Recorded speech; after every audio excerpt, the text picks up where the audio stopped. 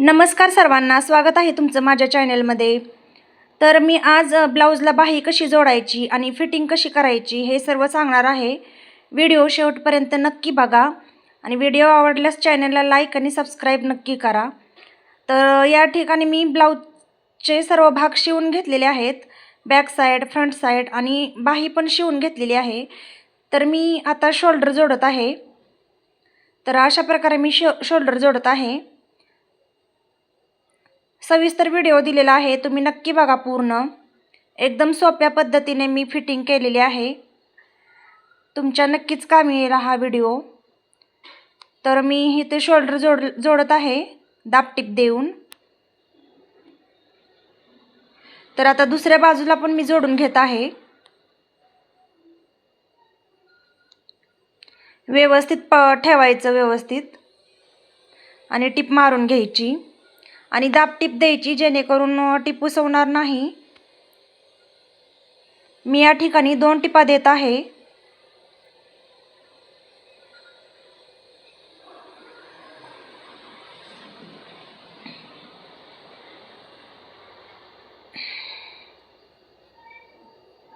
तर या ठिकाणी आपलं शोल्डर जोडून झालेलं आहे।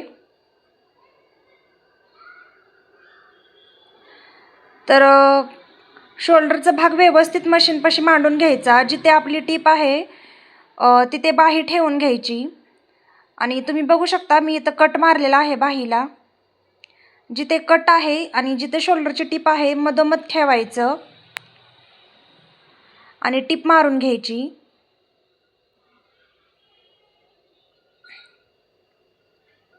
एकदम हलक्या हाताने टिप मारून घ्यायची, बाही ओढायची नाही, एकदम ढिल्ली ठेवायची। बाही ओढून घेतली की फिनिशिंग व्यवस्थित येत नाही आणि फिटिंग व्यवस्थित होत नाही। एकदम हळू टिप मारून घ्यायची आहे।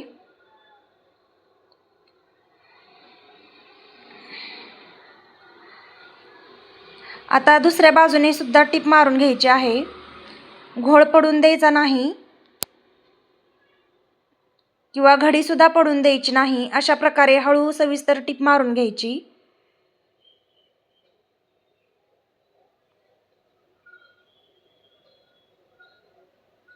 बाही अजिबात ओढायची नाही, मशीन हळून चालवायची। तर या ठिकाणी मी टिप मारलेली आहे। तर 2 टिपा मारून घ्यायच्या आहेत, मी परत टिप मारत आहे।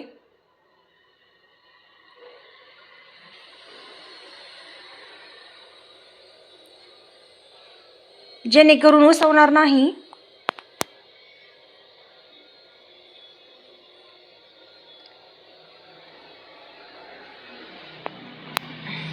तर टिप मारून झालेली आहे आपली। तर बघा तो बाही किती व्यवस्थित बसलेली आहे ब्लाऊजला। आता हे व्यवस्थित जुळवून घ्यायचे। जास्त झाली असेल बाही तर कापून घ्यायचं।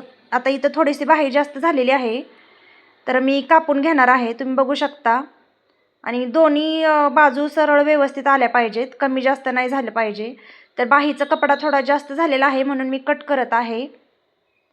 दोन्ही बाजूला थोडा थोडा जास्त झालेला आहे। टिप मारून घ्यायची परत। आता शोल्डर पासून बाही पर्यंत व्यवस्थित जुळवून घ्यायची आणि फिटिंगची टिप मारून घ्यायची। व्यवस्थित बघायचं आपलं आलेलं आहे का, जुळतोय का व्यवस्थित, खालीवर नाही झाले का, असं सर्व चेक करायचे, मग टिप मारायची। तर या ठिकाणी मी टिप मारत आहे।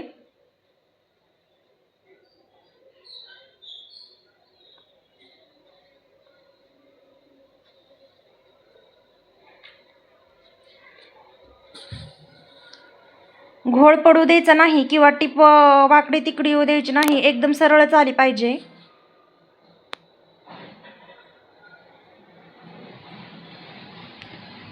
आत्ता ब्लाऊज उलटा करून घ्यायचा, एक्स्ट्रा राहिलेला दोरा कापून टाकायचा आणि ब्लाऊज उलटा करायचा।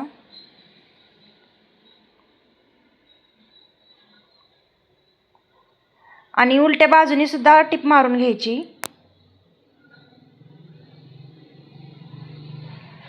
तुम्ही बघू शकता दोन्ही कोपरे व्यवस्थित आलेले आहेत. आणि सरळ एक टिप मारून घ्यायची आता आणि मग नंतर फिटिंग करायची.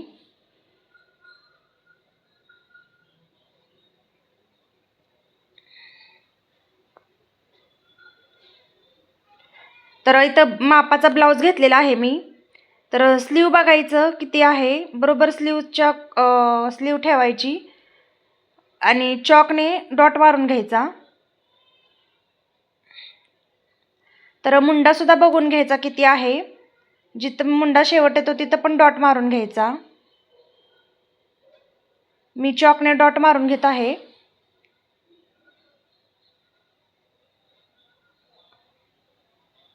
चेस्ट पण बघायची आणि कंबर पण बघायची आणि डॉट टाकायचे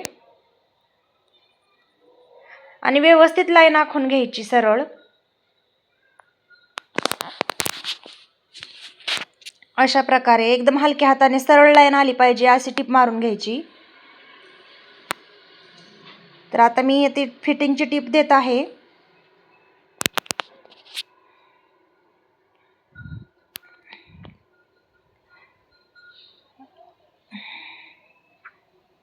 मस्तपैकी आपली फिटिंग होत आहे ब्लाऊजची. अजिबात घोळ पडत नाही किंवा वाकडी तिकडी शिलाईची टिप जात नाही. अजून एक टिप टाकून घ्यायची.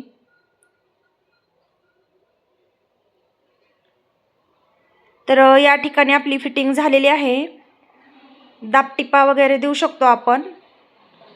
सध्या मी तुम्हाला दाखवण्यासाठी एवढी टिप केलेली आहे. तर ब्लाऊज हा सोयीचा करू आपण. आणि बघू शकता कसला तरी घोळ पडलेला आहे का, किती छान फिटिंग झालेली आहे. एकदम फिनिशिंग सोबत ब्लाऊज किती सुंदर दिसतोय.